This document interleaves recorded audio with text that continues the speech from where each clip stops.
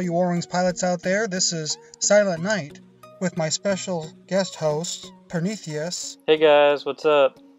Bringing you another episode of What Not to Do, featuring the infamous La-9 Red Star. Special credit given to the DL squad. Now the first thing that we want to talk about here is we want to talk about target selection. As you can see, we have a very good target selection lineup. Basically, this is a head-on view, so we understand that this is the distance in meters that our primary target and oftentimes our automatically selected target is from our aircraft. Not always going to be the best option for target selection, but it is going to be the target option that is auto-corrected. To bypass this option, simply click on one of the other selected targets and you will be given the opportunity to reselect your target and therefore not track the target that's been auto-selected by the in-game process. Now we're going to backtrack here a little bit because my reticle is on DL Squad's Killer Connie. You're going to see my missile launches fail. This is definitely an issue for many pilots who attempt to dump their missile load into a target but fail to do so, fail to make contact.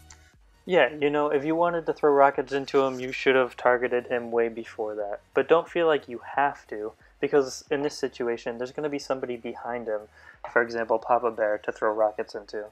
Now, I have an opportunity to come up in front of this pilot and basically perform what is known as a wing chop.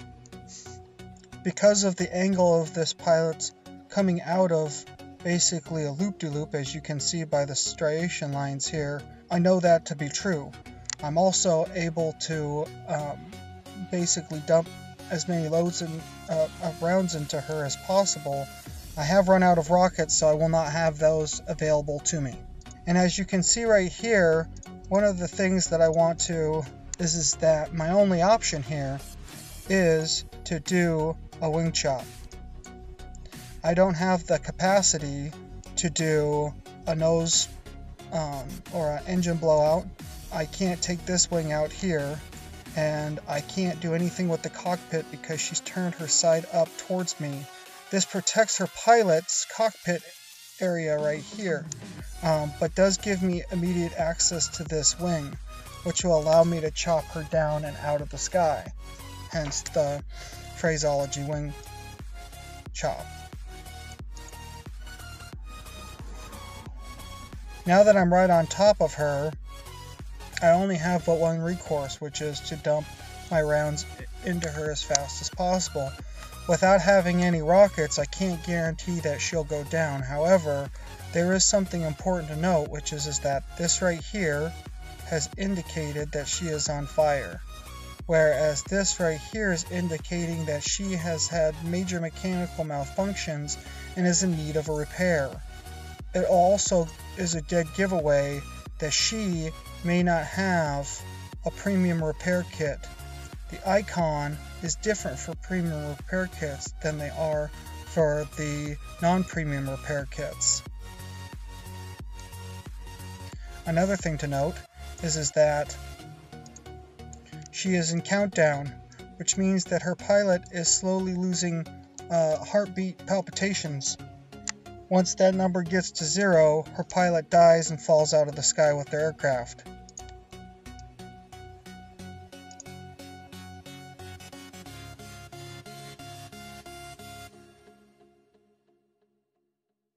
Here again, we have another shining example of target selection. As you can see, I have two comrades right here that are fighting this individual Kodiak down here. It looks like they're coming up from either side of him.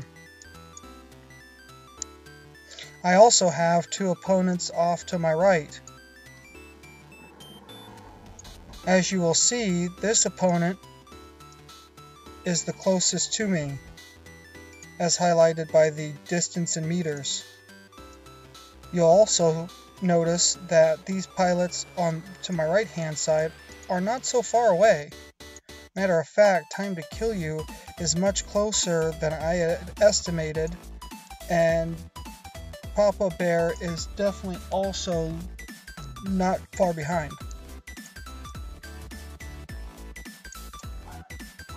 As you can see, Time to Kill You took out DeathDeal and Old Gamer took out Kodiak simultaneously. Old Gamer used rockets to take Kodiak out. Right, as you can see from the activity panel in the top left. If you were the enemy, you might want to take mental note that Old Gamer will have no rockets for the next 15 to 20 seconds.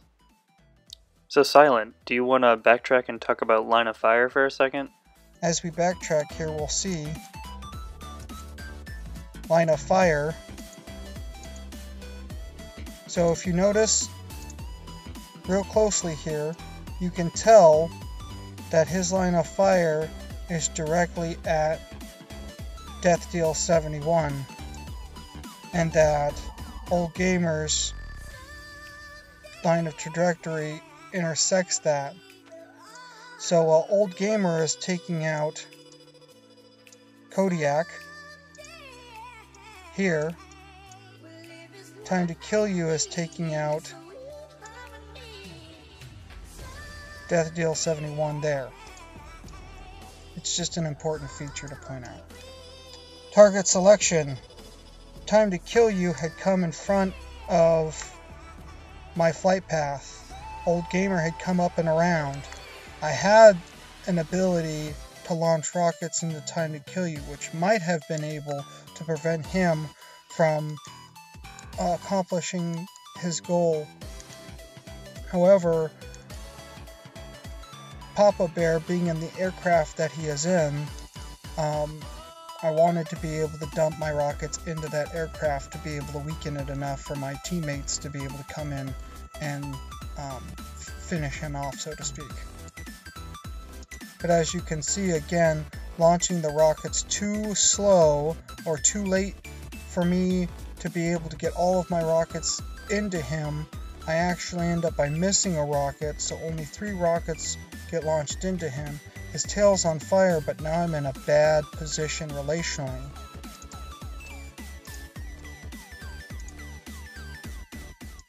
I'd also like to mention that when you hit a plane like that, not only does it force you in a different direction, but it also drastically reduces your plane speed. Personally, I like to try to avoid crashing into planes. When you're moving slow, you're just an easy target in the sky. Knowing that I wasn't going to be able to pursue Papa Bear any further, I had to break contact, thus giving me an opportunity to readjust. Time to Kill You, flying up and to the right, gave me a perfect opportunity to be able to identify his aircraft and then auto-lock him. We're gonna pull it back a little bit here. Something I want to touch on. This right here. Dead giveaway. This is giving away my location behind this aircraft. If he wasn't using God View, he might be using God View now. And if he wasn't paying attention, or he thought he may have been able to fly out of it or outmaneuver me in some capacity, he now knows that he hasn't been able to, and that I'm now directly behind him, attempting to cut him in half with my rounds. And there you have it. But I also am about to get taken out in the process, which is why I roll into a barrel roll. Again, we see the countdown. I am out of life. I am on fire. I went from having a bad wing on the right side of my plane to having a bad wing on the left side of my plane. I am out of luck.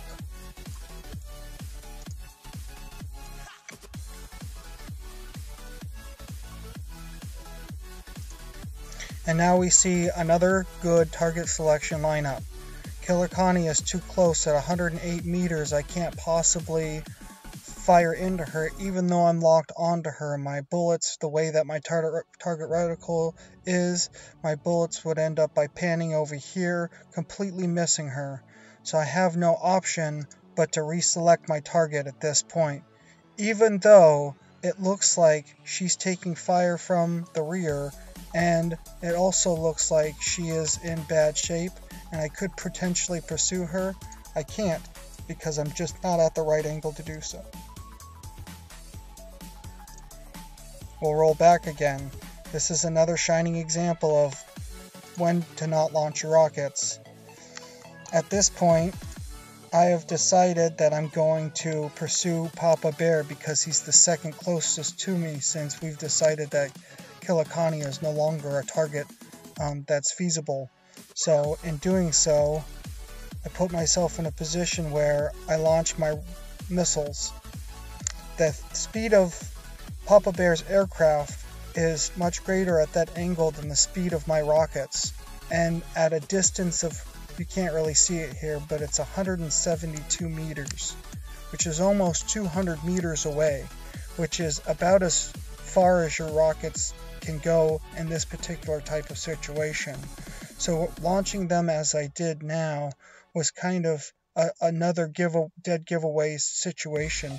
It's clear that I'm desperately trying to knock this individual out of the sky, so I dump all of my rockets, but I do it too late, thus losing my rockets hitting capacity, and then get blown out of the sky.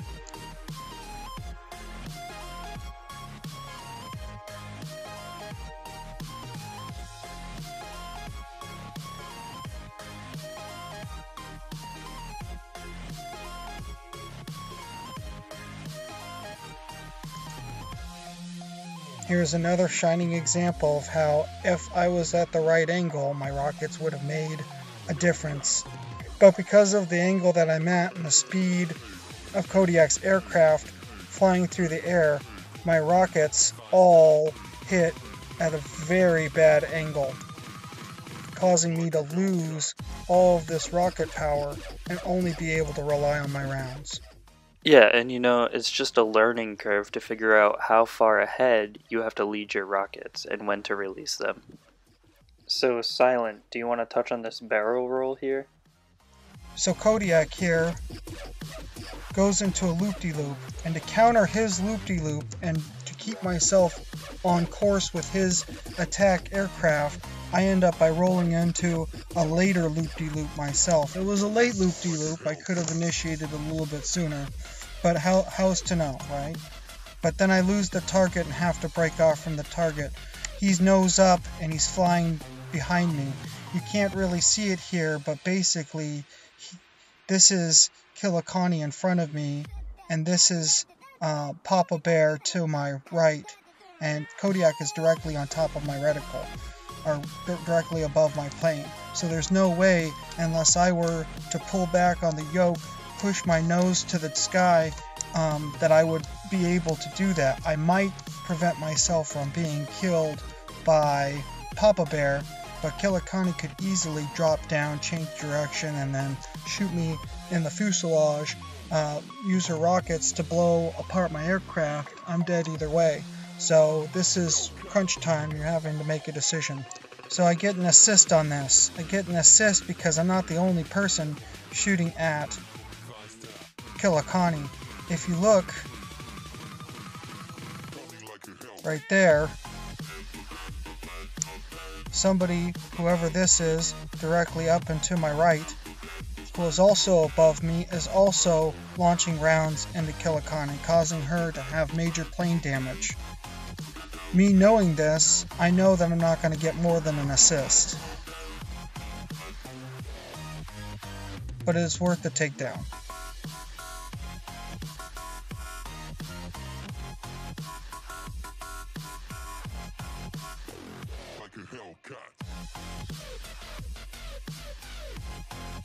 I attempted an assist there, but failed. I redirect my aircraft. I have opportune target selection. Again, they put me in a situation where I've got 3 aircraft. I have an open view of who I want to take down. I can take down the nearest aircraft to me, or I can take down the furthest aircraft to me. It all depends on how I'm feeling and what I feel like I can get away with. I decide to select the nearest target to me, launch my rockets, which are mostly effective, but ineffective at causing significant amount of damage to break that plane apart. I'm going to backtrack here because I want to talk about this specifically. Right here mid-game, we're 5-5 tied. I'm shooting into Papa Bear. He's dodging my weapons. A little bit of a instant replay for you. Now we're 4-1. So in the time frame that we went from 5-5 to 4-1, not only did I get shot down, but they subsequently shot down 2 other of my teammates, which is not great for us. But here's the turnaround.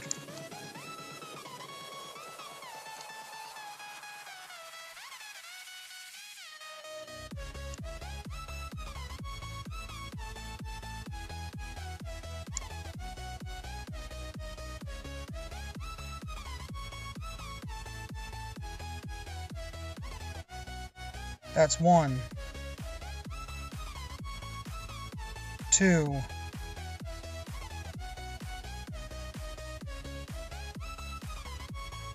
3. Now we're 1-1 with a fighting chance of making it to at least a win, possibly not MVP, but we could still win the overall match, which is bottom line, always the objective.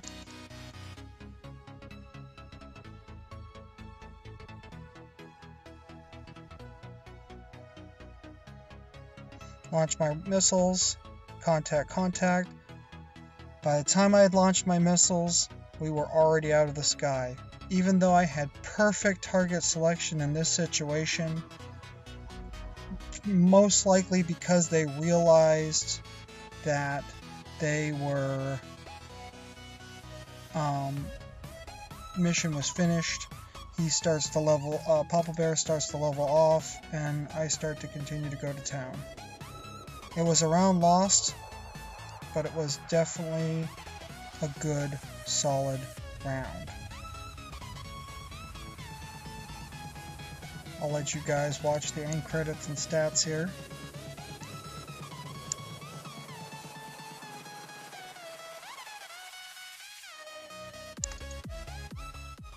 That was definitely a hard-fought battle, and we'll catch you guys next time. This is Pernethius and SilentNight signing off.